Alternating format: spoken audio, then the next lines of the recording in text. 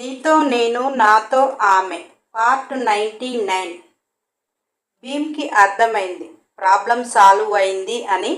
వెంటనే ఆ సెల్లు అదే బ్రీఫ్ కేసులో చాలా సీక్రెట్గా పెట్టేసి కంప్యూటర్లో ఏదో నొక్కేసి ఈ ల్యాప్టాప్ చాలా జాగ్రత్త అన్నలు అన్నది. భీమ్ చిరునవ్వు నవ్వుతూ, నిన్ను నీ వస్తువులను నా కంటికి రెప్పల గుండెలో పెట్టి చూసుకుంటానమ్మా. ఏ వస్తువు ఏదైనా మిస్ అయింది అంటే నా ప్రాణం పోయినట్టు అని అన్నాడు. భువి అన్నలు అలా అనకండి, ప్రాణాలు తీయటం ఈజీ ఏమో కానీ పోయటం ఎంత కష్టమో తెలుసా?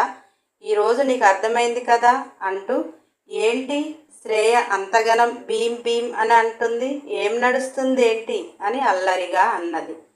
భీమ్ సిగ్గుపడుతూ, భువీమా అక్కడ నేనేం చేశాను?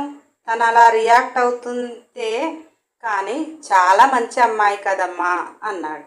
భువి నవ్వుతూ, అమ్మాయి మంచిదే, మంచిగానే ఉంది, కానీ మీలోనే మీ ముఖంలోనే ఏదో చేంజ్ కనపడుతుంది, దాని గురించి నేను అడిగింది అని అన్నది.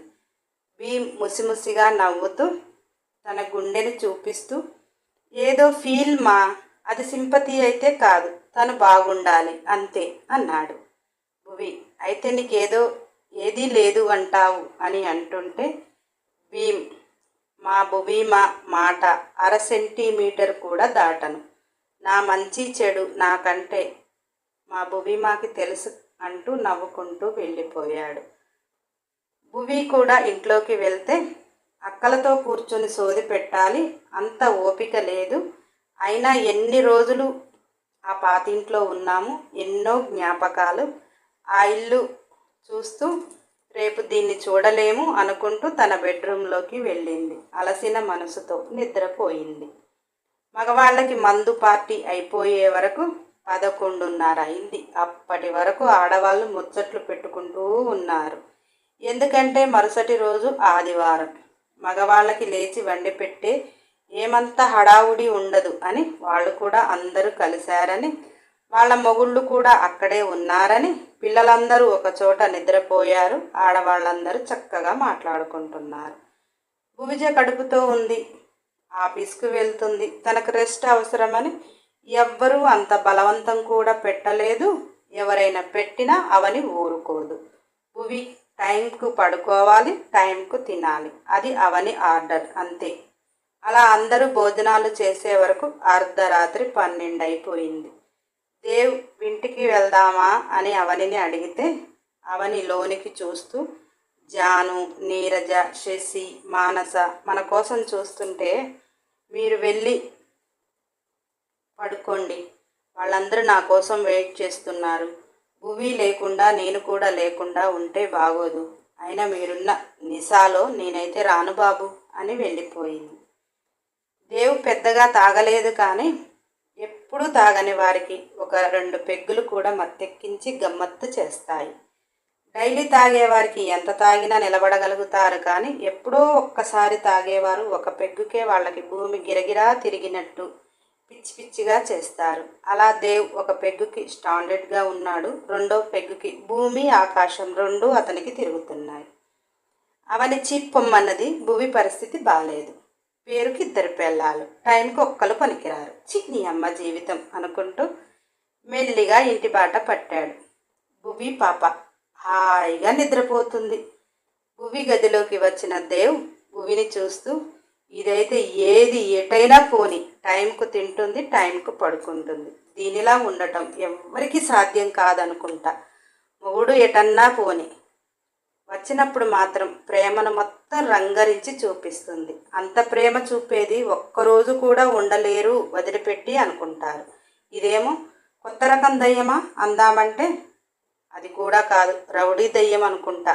అన్నీ దాని కంట్రోల్లోనే పెట్టుకుంటుంది. నేను నేర్పిస్తున్న దానికి నేనే ఉండలేకపోతున్నా, ఎంత ముద్దుగా పడుకుందో చూడు అని కాస్త మందు ఎక్కువై ఫస్ట్ తిట్టాడు. పాప ప్రశాంతంగా పడుకుంది చూసి బాబులో దేవు మాయమయ్యి నందు బయటికి వచ్చాడు. భువిని గట్టిగా హగ్ చేసుకుని వెనక నుంచి భువి వీపుపై ముద్దుల వర్షం కురిపిస్తున్నాడు. భువి మెల్లిగా మేలుకుంది. బాబు వస్తాడని గెస్ చేసింది, వచ్చేశాడు. మెల్లిగా నవ్వుకొని స్ట్రైట్గా పడుకుంది. దేవ్, ఏంటి మేడం గారు, ఇంకా నిద్రపోలేదా అన్నాడు. భువి, నేనెప్పుడో 10కి నిద్రపోయాను, ఇప్పుడెంత అవుతుంది టైం అని అడిగితే దేవ్ 1 అవుతుంది అన్నాడు.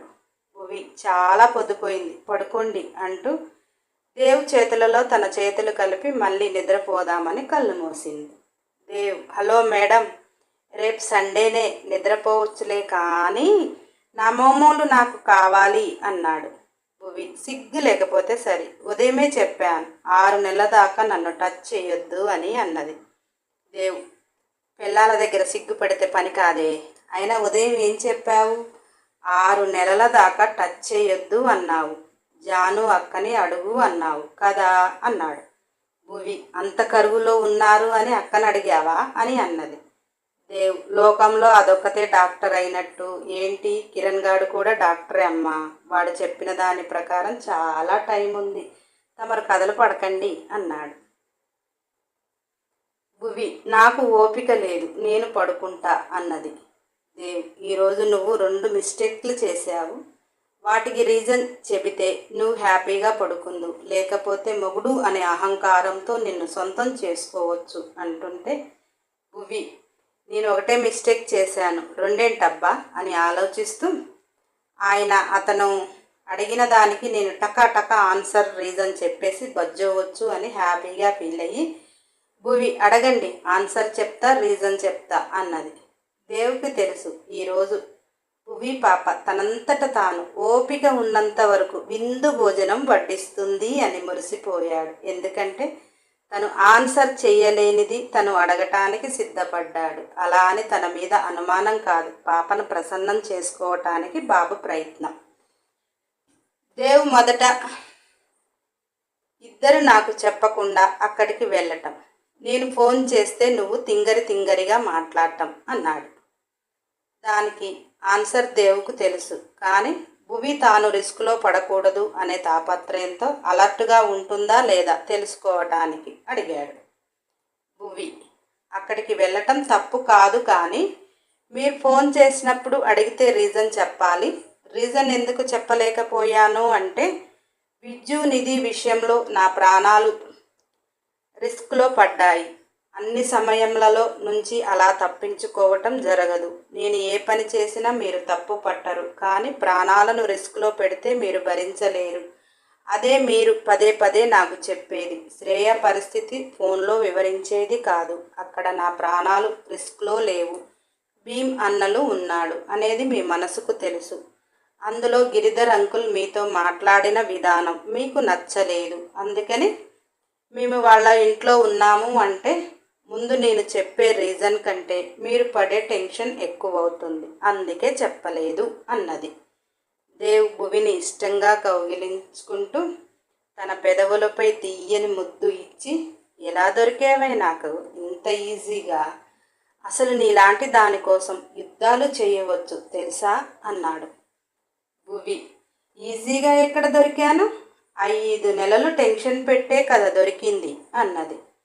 దేవ్, నువ్వేమైపోతావో అనే టెన్షన్, కానీ అలా కాదే, నిన్ను చూడకుండా నిన్ను ప్రేమించకుండా సింపుల్గా గార్డు తీసుకుని వచ్చి నా పక్కలో పెట్టేశాడు, అలా అంటున్నా అన్నాడు. భువి, మీరు చూసి లవ్ చేస్తా అంటే ఈ జన్మంతా ఉన్నా నేను లవ్ చేయకపోదునేమో. అప్పుడు నాకున్న పరిస్థితులు వేరు. కొన్ని బంధాలను కలపాలంటే అది దేవుడు నిర్ణయించింది అయితేనే జరుగుతాయి. మీరు నన్ను లవ్ చేయటం, మనిద్దరం ఒకటి కావటం అంటే అది నాకు తెలిసి జరగదు. ఎందుకంటే మీ లైఫ్లో ఆల్రెడీ అక్క ఉంది. అప్పుడున్న మీ సిచ్యువేషన్లో మీరు లవ్ చేయలేరు. మీరు ఒకవేళ చేసినా నేను మిమ్మల్ని లవ్ చేయను. అందుకే మన బంధాన్ని దేవుడు ఇలా నిర్ణయించాడు. అయిపోయాయా మీ క్వశ్చన్స్, నా రీజన్స్, ఇక నేను పడుకోనా అన్నది.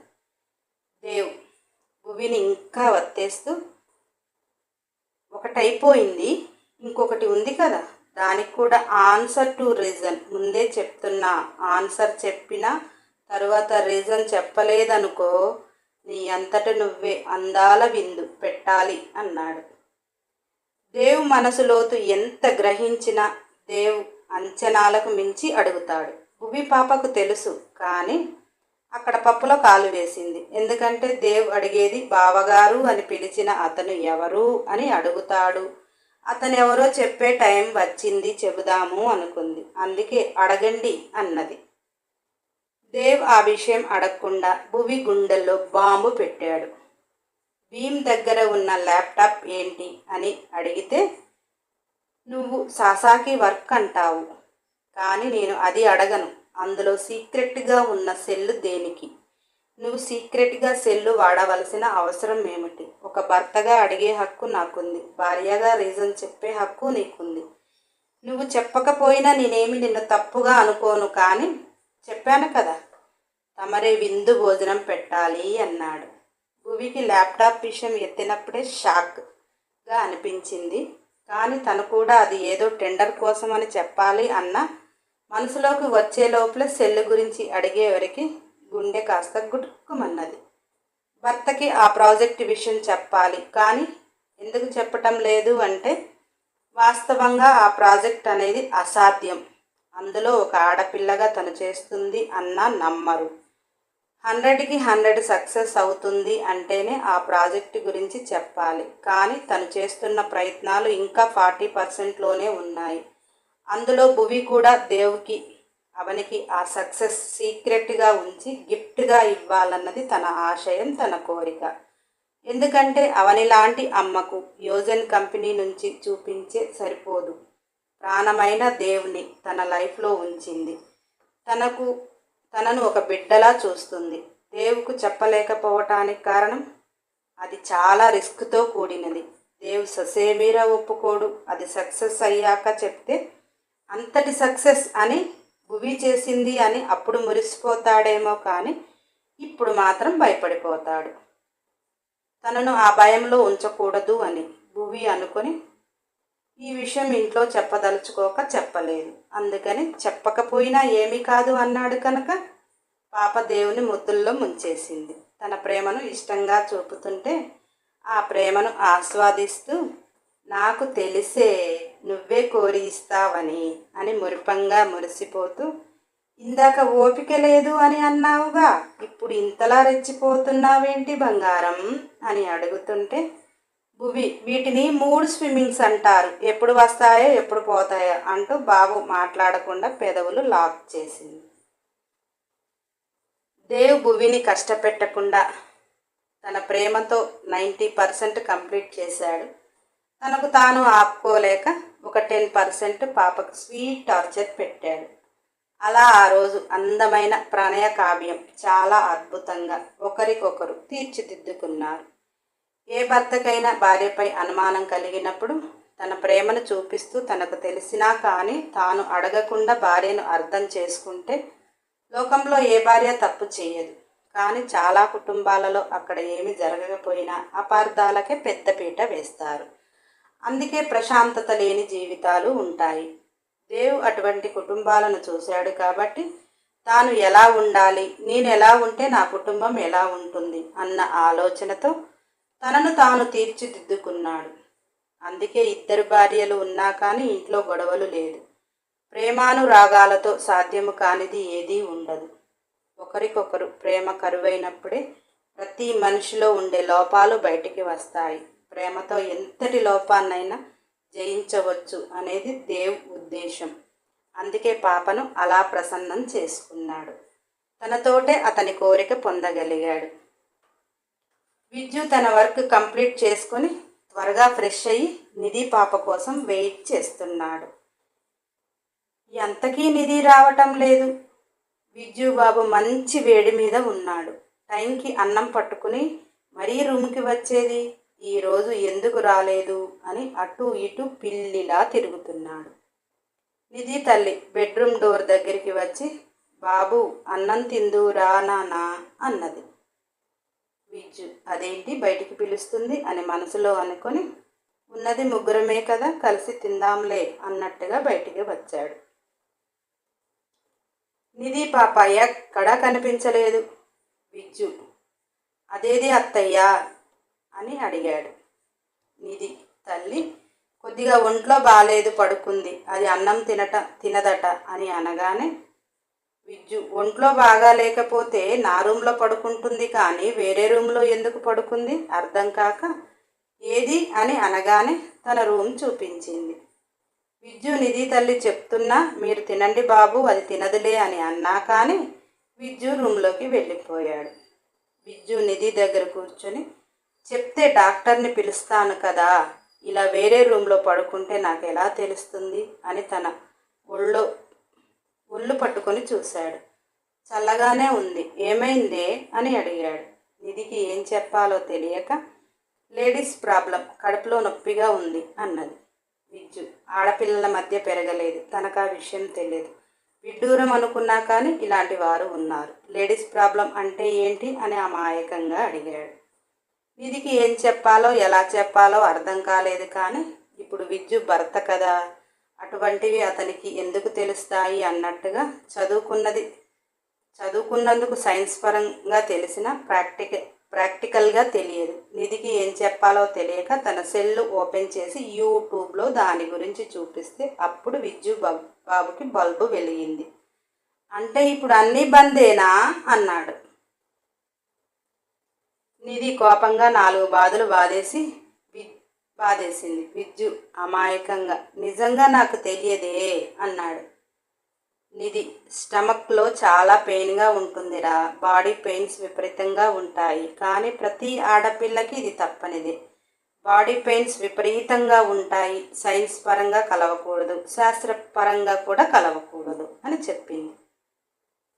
హాయ్ బంగారాలు, మీకు వీడియోస్ వెంటనే రావాలి అంటే నాదొక రిక్వెస్ట్. 500 లైకులు వస్తే డైలీ ఇస్తాను, 1000 లైకులు వస్తే ఆ రోజు మరొకటి పెడతాను. 500 బిలో లైకులు ఉంటే డే బై డే వస్తుంది. ఇదేమి బలవంతం కాదు, నా మోటివేషన్ కోసం. ఓటీ అంటే ఓవర్ వర్క్ మీకు కూడా తెలుసు, అందుకనే మిమ్మల్ని అడుగుతున్నాను. అందుకని నెక్స్ట్ ఎపిసోడ్ కోసం సబ్స్క్రైబ్ చేయండి. నా మంచి బంగారాలు కదా, లైక్ చేయండి, షేర్ చేయండి, కామెంట్ చేయండి. అన్ని ఎపిసోడ్ల కోసం బెల్ ఐకాన్ టచ్ చేయండి.